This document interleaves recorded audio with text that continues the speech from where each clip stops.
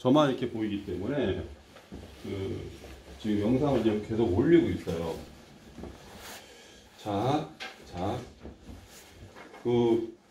윤동주 씨를 이해하시려고 하면요, 윤동주 자체에 대해만 이렇게 보면은 뭐 되겠는데, 가급적이면 제가 이제 여기 저기 뭐 세 번째 주는 뭐 김소월, 백석, 김수영 뭐 이렇게 쭉 나와 있잖아요. 윤동주를 이해하려고 그러면, 기왕 이제 우리는 이제 윤동주 시 수업을 하니까 윤동주를 이해하려고 그러면요, 윤동주가 가장 좋아했던 시인 백석 시인을 알면 좋아요. 백석 시인을 알면 좋아요. 그래서 윤동주 씨의 특징을 백석 씨하고 이렇게 비교해 보면 윤동주 씨가 재밌어져요. 윤동주는 자필로 있잖아요. 백석의 사슴 시집을 보고 하나씩 뺏겼어요. 네. 그 영화 동조에서 보면은 누구죠? 저기 뭐야, 송문교 친구가 백석 씨를 시집을 툭 던져주긴 하는데, 사실은 그거 뭐 송문교가 줬다고 보다는 자기가 이제 샀겠죠. 사가지고 이제 하나씩 뺏겼으면서, 사실은 윤동주한테 백석의 흔적이 많이 남아있어요. 되게 많이 남아있어요. 그러면 이 사람은 1914년생이거든요. 맞을 거예요. 12년, 죄송합니다. 12년생이고요. 그 다음 윤동주가 1917년생이니까 5살밖에 차이가 안 나요. 그럼에도 불구하고 백석의 영향을 윤동주가 되게 많이 받는 거는요, 백석은요, 취학도 빨라고 빨리 졸업을 했어요. 그래서 유학도 빨리 갔다 오고요. 또 사회에서 유명했고요. 윤동주는 한 번도 자기의 이름을 죽을 때까지요, 유명세를 보지 못했습니다. 그러니까 이런 거에 있고, 요 백석이 상당히 좋아했던 시인 중에 한 사람이 백석의 선배인 오산고등학교. 오산고등학교는 정주에 있습니다. 이게 이 근대시를 근현대시, 그러니까 현대시라고 할게요. 현대시의 시작을 이해하시려고 그러면요, 지리를 좀 이해하셔야 돼요. 지역을요. 여기에 정주가 있는데, 여기 뭐 청천강이 흐르겠죠. 여기가 정주가 평양이 한 요즘에 있어요. 뭐 개성이 이렇게 있다 그러면요, 대략 뭐 우리 뭐 수련들 이렇게 그리면요, 이렇게 있는데, 이 정주에 여기에 무슨 학교가 있었냐면 오산학교가 있어요. 민족주의 신민회에서 만든 학교입니다. 오산학교가 있고요.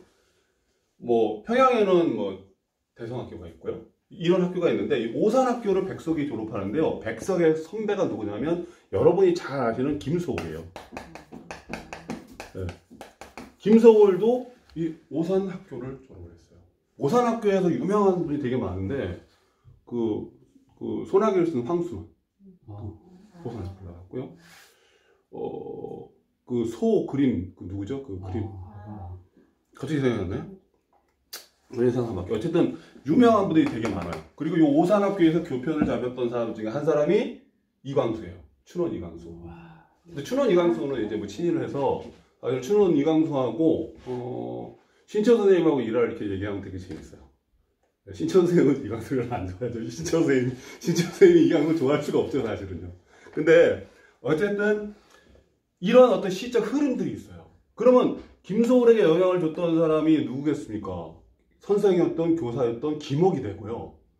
김옥을 우리가 근대시의 시작점으로 보잖아요. 주요한 김옥. 그 다음에 최남선이 또 이런 영향을 받아요. 근데 김옥과 최남선을 깨고 부숴 나간 사람이 김소월이 사실은요. 시를 이렇게 시사에서 쫙 보면요, 김소월의 위대성은 정말 대단합니다. 그래서 제가 장기적으로 면접 프로젝트를 하는 게 김소월까지 가게 되면 이 전체적인 틀들을 이해하실 수 있을 거예요. 그리고 요 사이에, 물론 이제 요 사이라기보다는 우리가 이상이라는 또 시인이 등장하죠. 30년대. 이상, 날개. 박제가 된 천재를 아십니까라고 탁 문장을 던지죠. 와, 그렇게 하면 그냥 그 문장을 딱 던지는 그 순간, 그냥 우리 그 문단이 막 그냥 휘청휘청 하는 거죠. 그리고 뭐죠? 그 오감도를, 그러니까 조선중앙일보가 따로 있었어요. 여러분들, 이게 조선일보 말고요, 연영 선생님이 이제 거기 이제 이사장이라고 할 수 있죠. 사장이라고 할 수 있는데, 이 오감도가 딱 나오자마자 우리나라의 시가 완전히 그냥 난리가 났죠. 이게 무슨 시냐고 하면서 막 이거에 대한 영향도 윤동주는 받습니다. 그래서 윤동주를 공부하면 현대 시의 전체적인 흐름을 이해할 수 있어요. 그 제가 한 5교시쯤 되면 한국 시문학사를 할 거예요. 4교시나 5교시 정도에. 그러면 보세요. 자, 그러면 뭐 저기 뭐야 윤동주 이후에 시인들, 그러니까 우리가 윤동주를요 저항시인이라고 부르잖아요. 그러니까 제가 지금 봐보세요. 오리엔테이션 하는데 이렇게 길어버리니까 4, 50분 만에 어떻게 다 하겠습니까? 이게 근데 해야 돼. 말을 해야지 그 다음이 이해가 되는 거니까. 그러니까 윤동주를 저항시인이라고 부르는데 그 우리 저항시인의 대표적인 인물 중에 한 사람이 이육사잖아요. 청포도의 이육사. 그러니까 이육사 시인이잖아요. 그러니까 이게 왜 우리가 40년대에 이육사 시인하고 윤동주 시인을 따로 하냐면요. 요때 이게 이 연관되니까 국민문학이라고 있었어요. 이게 뭐냐면 이제 어영문학인데 일제에 대해서 이제 뭐라 그럴까 그쪽에 편성해서 친일한 문인들이 대부분이었어요. 30년대 말부터요. 40년대까지. 근데 이 두 시인들, 다른 시인들은 절필을 하는 시인들이 누구였냐면 김영랑 시인 같은 경우에는 절필을 딱 하죠. 제가 굉장히 좋아하는 시인이 이제 김영랑 시인이에요.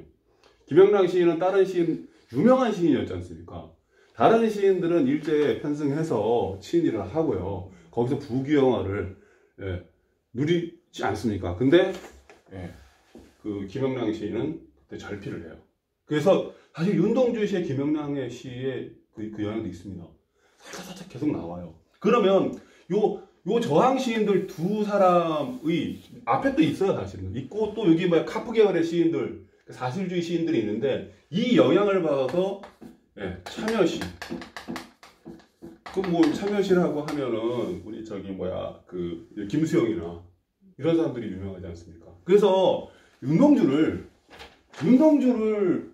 이렇게 해서 가지치기 해서 알게 되면 우리나라 시문학사에 대해서 알게 되는 거고 인물들, 그러니까 시인들 중심으로 시 공부하는 게 훨씬 더 효과적이에요. 제가 봤을 때는요. 그럼 이육사에 대한 이 저항시, 이육사에 대한 시도 가끔씩 다루게 될 텐데 얘가 이육사를 왜 잠깐만 얘기하냐면 이육사가 가장 좋아했던, 존경했던 그 독립운동가가 누군지 잘 모르시죠?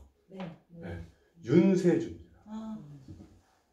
청포도에 청포를 입고 오는 손님이 구체적으로 윤세주, 그러니까 전체적으로 보면 독립운동가들 얘기하는데 구체적으로는 윤세주를 얘기하는, 이건 제가 얘기하는 게 아니에요.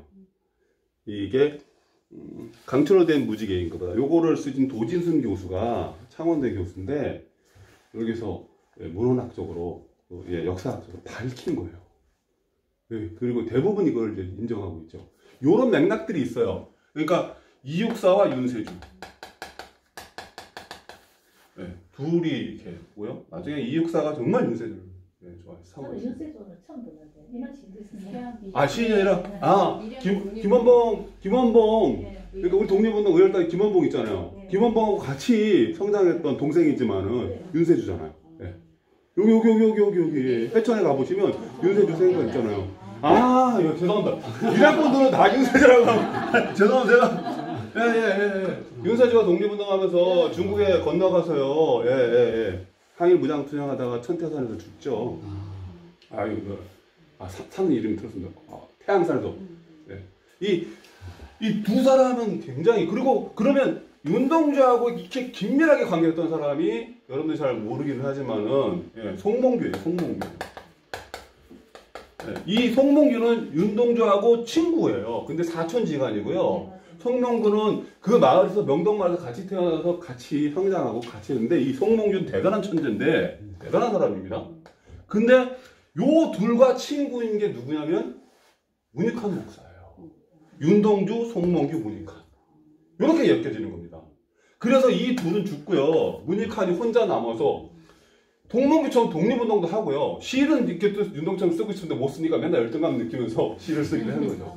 문익환 목사예요. 그러니까 이런 맥락이 좀 이해를 좀 해보실 필요가 있어요. 그래서 제가 윤동주 이해하려면 역사를 지난주에 그렇게 제가 많이 얘기했던 이야기가 윤동주의 시고 하나하나는 역사적 발자취일 수 있거든요. 그가 옮겨 다닐 학교도 역사적 발자취 있었고, 그리고 그 경험을 통해서 맹자가 얘기합니다. 자기가 살아가는 세상을 이야기하지 않는 시는 시인이 아니다. 그 시 속에. 예. 근데 여기에는 다 엮여져 있는 거죠, 이렇게. 그래서 맨 위에 여기에 제가 이렇게 쓴 겁니다. 이렇게 쓴 거예요. 이건 읽어보시고요. 자, 그러면 오늘 시간이 되면 윤동주 초기시 읽기를 할 거고, 김수영의 초기시하고 비교를 할 겁니다. 그거는 김수영이 지난주에 얘기했는지 모르겠는데 1921년생이에요. 요 라인을 잠깐 볼게요. 요 라인을 봐야 돼요. 우리 시사에서 굉장히 중요한 시인들.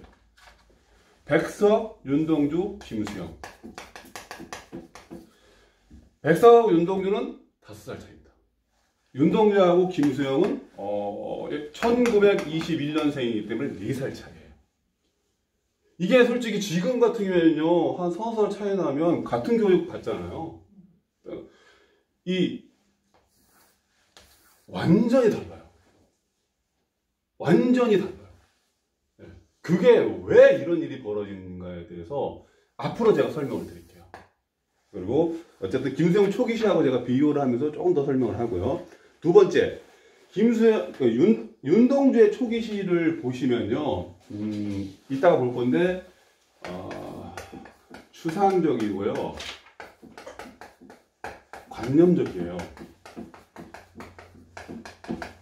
이건 안 적어도 되고 적어도 뭐 알아서 하시는데, 아직 초기시에 한 18세 정도의 초기시를 쓰는데,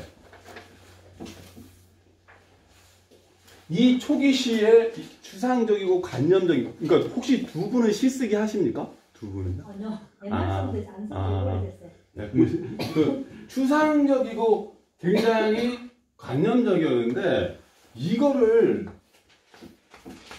탈피하는 시점이 있는데, 누굴 만나냐면요, 이거 사이에 정주영이라는 시인을, 이 양반의 시를 읽고 탈피하기 시작해요. 이게 딱 일치한다는 거 이해하지 마십시오. 그러면서 윤동주가 동시를 쓰기 시작해요. 그러니까 사실주의 시로, 그러니까 아이들 시 보면 되게 사실적이잖아요.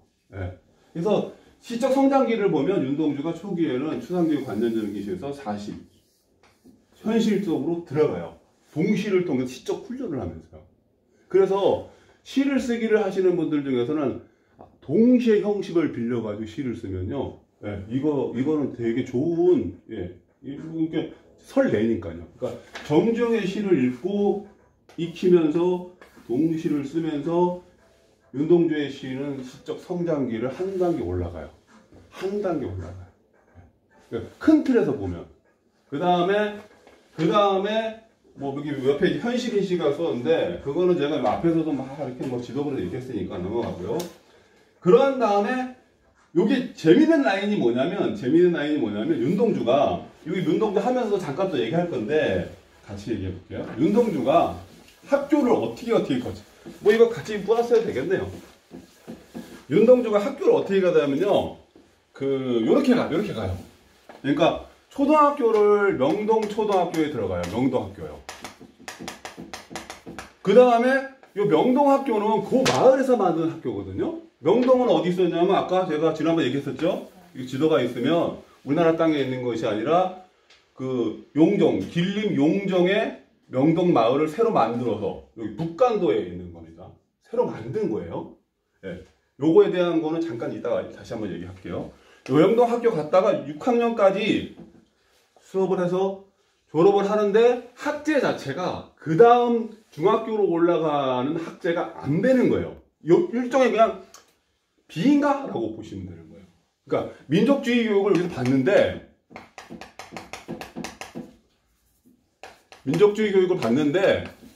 여기서 안 돼가지고 중국인 학교에 한 학년을 더 다녀요.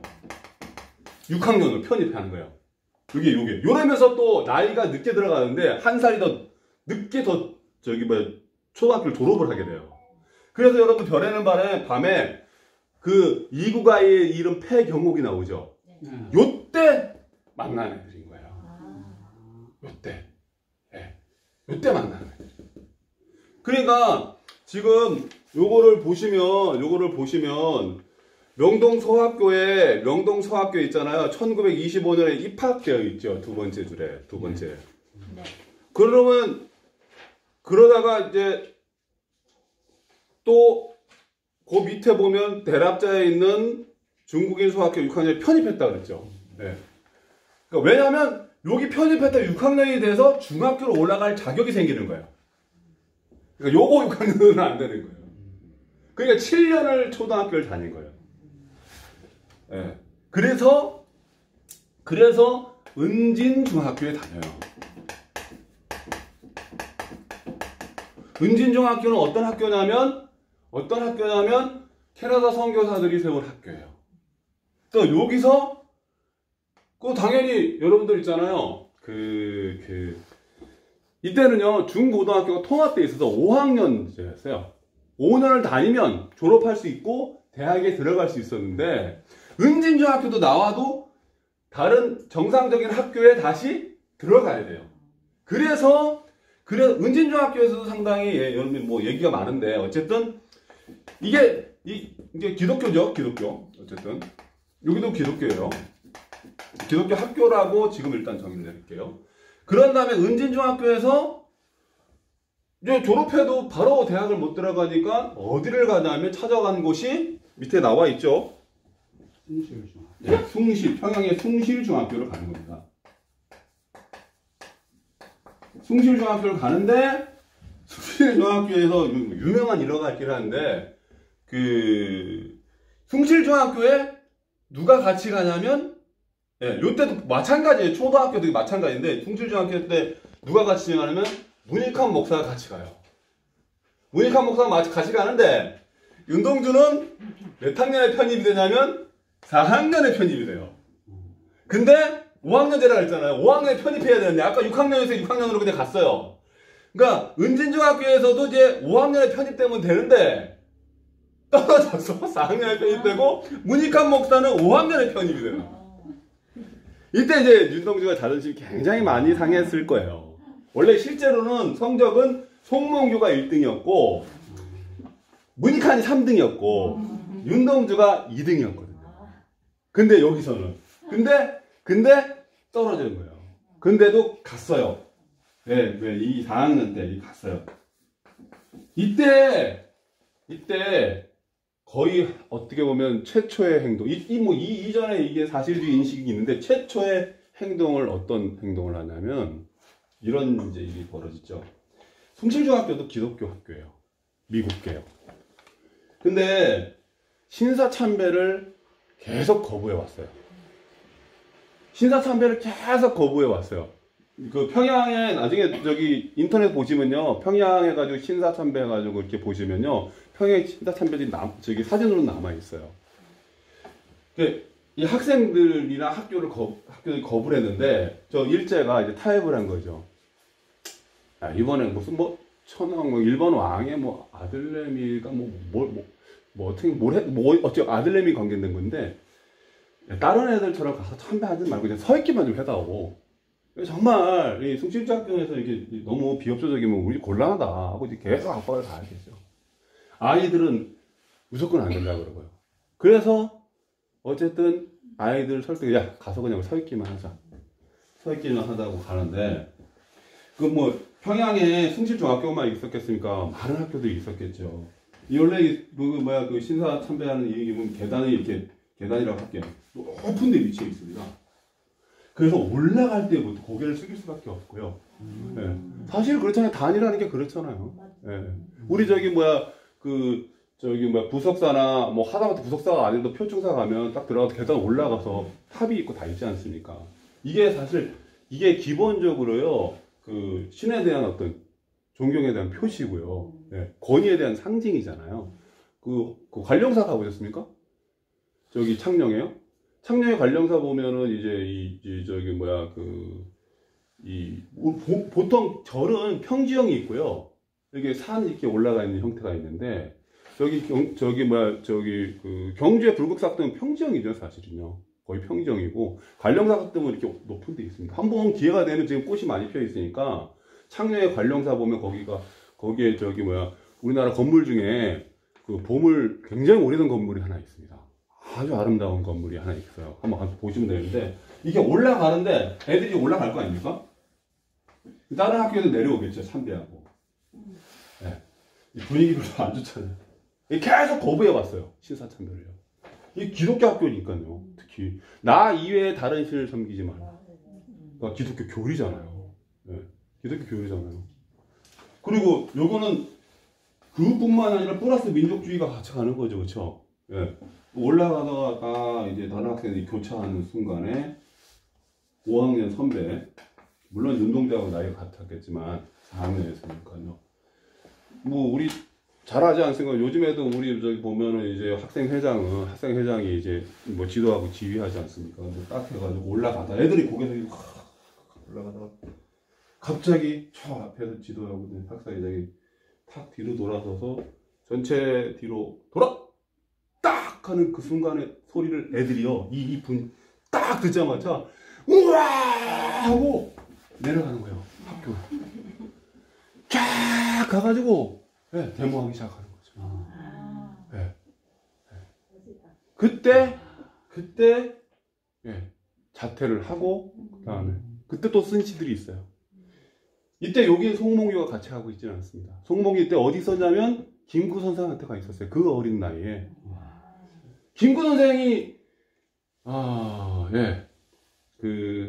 이제 장개석하고 같이 있습니다. 그때 어떤 사건이 일어나냐면요. 여러분 잘 아는 제가 지난번에 그 윤홍신 장군 얘기했었죠. 임진왜란때 있지 않습니까? 다대포에서 동래성이 제일 큰 성이었어요.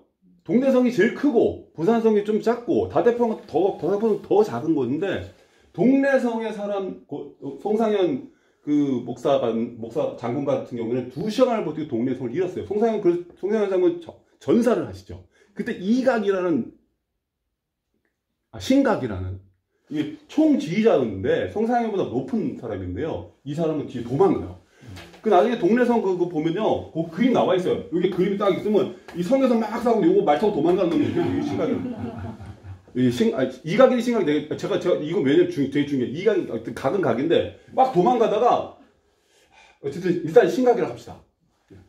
헷갈린다. 어쨌든 이각이 막 도망가요. 어디로 도망가시냐 아십니까? 제가 지금 윤홍신 장군 얘기하면서 이제 윤봉기 의사 얘기하려고 그러는 거예요. 윤홍신 그러니까 그거 넘어가고 막 도망가요. 막 도망가서 어디로 도망가겠습니까? 동네에서 빠져나가고 밀양으로 오는 거예요. 요 소품 요 강물 쭉 있잖아요. 우리 자본관 아시지 않습니까? 자본관이 그 길이 얇지 않습니까? 기차 타고 가면요.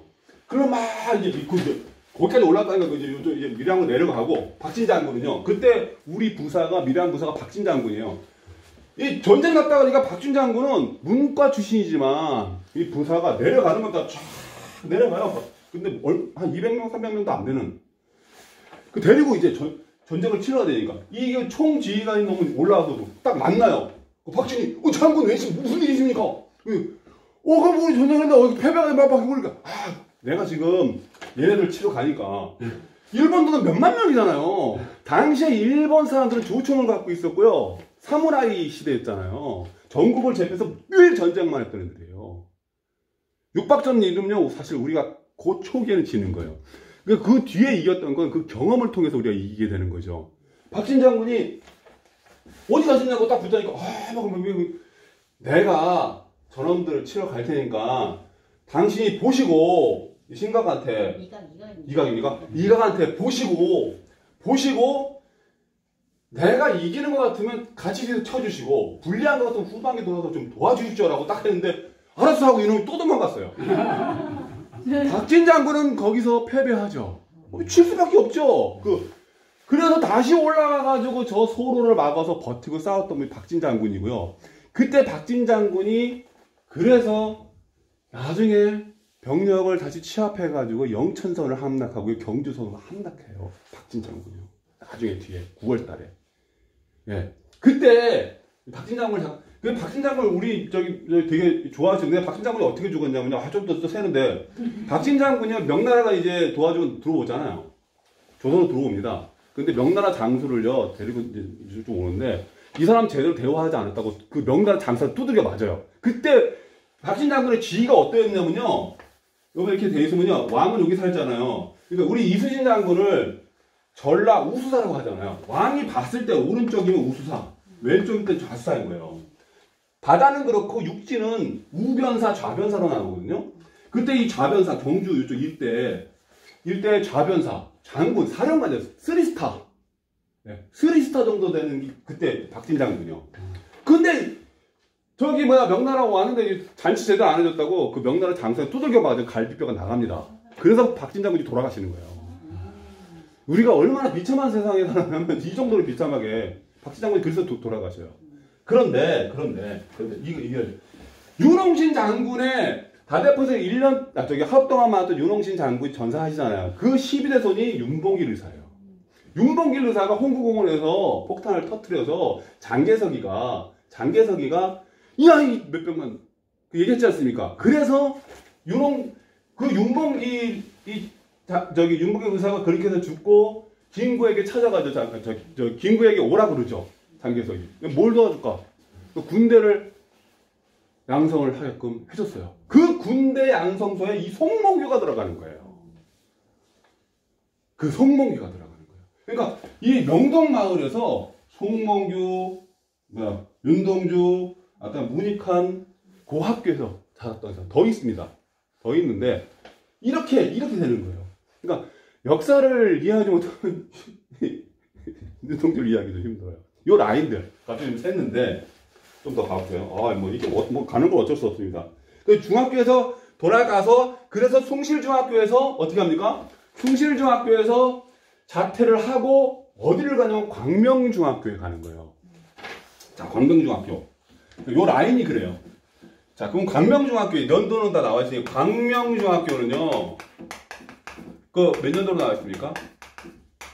광명중학교 1900 네? 36년. 광명중학교는요.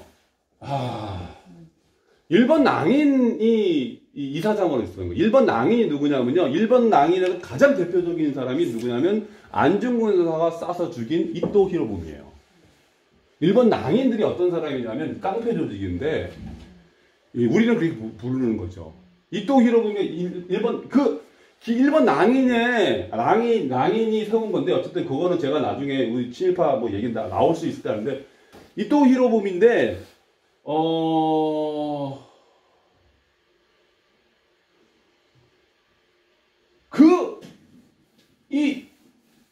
이 일본 낭이 어떻게 중학교를 세울 수 있을까요? 요때가 1931년에 만주 사변이 일어나죠. 만주 사변이 일어나가지고 32년에 만주가 일본 손에 넘어가는 거예요. 일본 손에 넘어간다고요. 넘어가니까 얘네들이 여기를 학교를 인수하는 거예요. 그런데 여기서 윤동 데모했잖아요. 어쩔 수 없이 광명중학교에 다시 편입하는 거예요. 얼마나 가기 싫었겠습니까?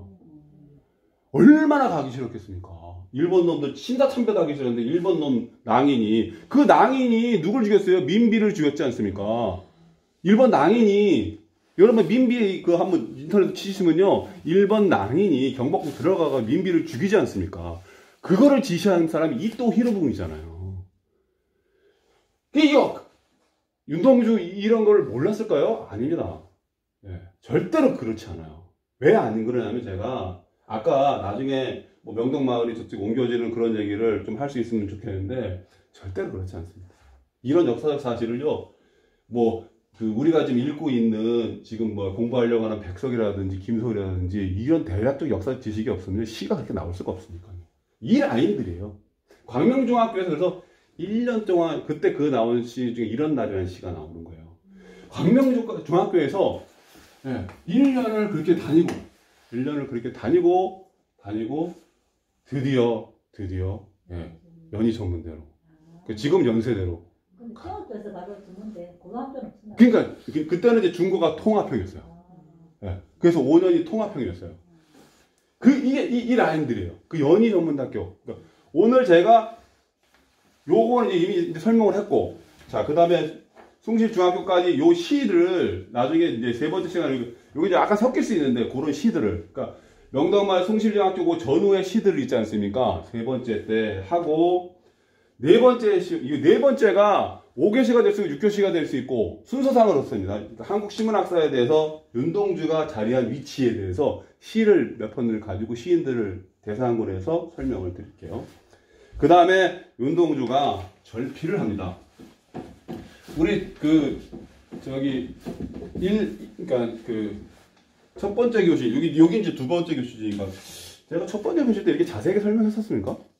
안 했던 것 같은데 갑자기. 자, 윤동주가 절필을요. 자, 여기 이제 이게 연희로 갑니다. 가서 해요. 절필을 가서 합니다. 39년. 가서, 그러니까 38년에 가서 39년. 38, 39, 40 맞네요. 39년 절필을 하는데, 예. 요때까지 시들을 또, 그러니까 어떻게 되냐면, 뭐 38년, 39, 요 시를 또 한 번 공부하게 될 겁니다. 네. 이때부터 윤동주는, 네. 북간도라는 그 사실은 어떻게 보면 자기가 보호받던 곳이죠. 왜냐하면 자기 마을에 있고 부모님들 다 계시고 어른들 다 계시고 친구들 다 있고 하니까. 네, 그렇게 하면서 절필을 하는 이유에 대해서 윤동주라는 시인이 그 시를 너무 좋아했고 너무 사랑했는데 절필을 했다는 건 반드시 이유가 있습니다. 그리고 1년여 만에 다시 1년 3개월 정도 후에 다시 시를 쓰게 되는데 그 절필전과 절필 후를 나눠서 민족시의 성장, 또 그라함의 시학이라는 게 있는데요. 그러함의 시학을 한 번째가 부끄러움의 시학이었어요. 우리 윤동주 시인을 부끄러움의 시라고 하고 부끄러움의 시학이라고 하거든요. 이건 공식 명칭입니다.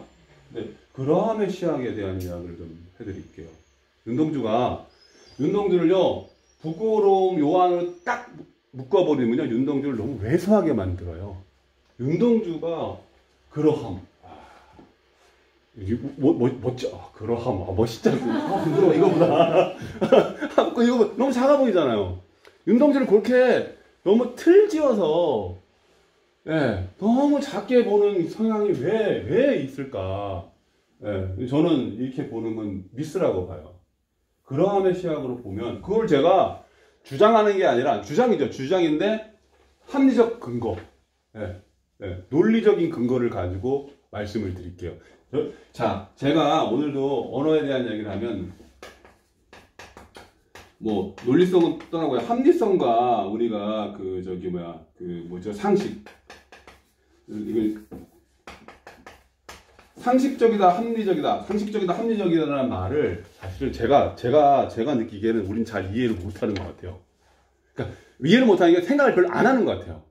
그러니까 예를 들면 제가 문득 그런 생각을 했어요. 이게 여러 가지 이제 예를 뭐 이렇게 뭘 얘기를 하다 보니까 이런 예를 생각을 했는데 그게 제일 좋은 것 같아요.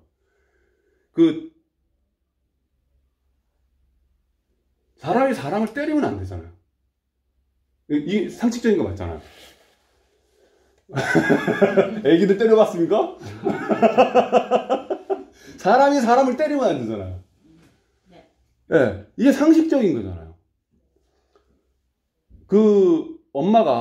젊은 엄마가 이제 방 안에 이제 탁 들어왔는데 6살 된 딸내미가 방 안에다 똥을 쌌어요. 당연히 상식적으로 방 안에 6살 정도 되면 6, 7살 정도 되면 똥을 싸면 안 되는 거잖아요. 그렇죠? 네. 그래서 너무 기집애하고 막 때렸어요. 몇 대 만에 애가 막 울어요. 애가 아무 말도 못하고. 근데 탁 보니까 화장실 안에 3살짜리 동생애가 똥을 싸고 아까 뭐 닦아도 막 이렇게 하고 있어요. 그렇다 보니까 애가 거기서 똥을 싸고 있고 알고 보니까 6살짜리 딸내미는 동생이 급하다 그래가지고 자기도 급한데 조금 전에 1시간 전에 엄마가 뭘 해줬는데 그게 상한 음식이었던 거예요. 네. 그래서 자기도 급한데 애기가 동생이 급하다니까 일단 벗겨주고 싸게 하고 여동생도 싸게 하고 자기도 급한데 으악 하고 싼 거예요. 그걸 마침 엄마가 본 거예요. 똥 싸면 안 되죠, 방바닥에. 똥은 화장실에서 싸야죠.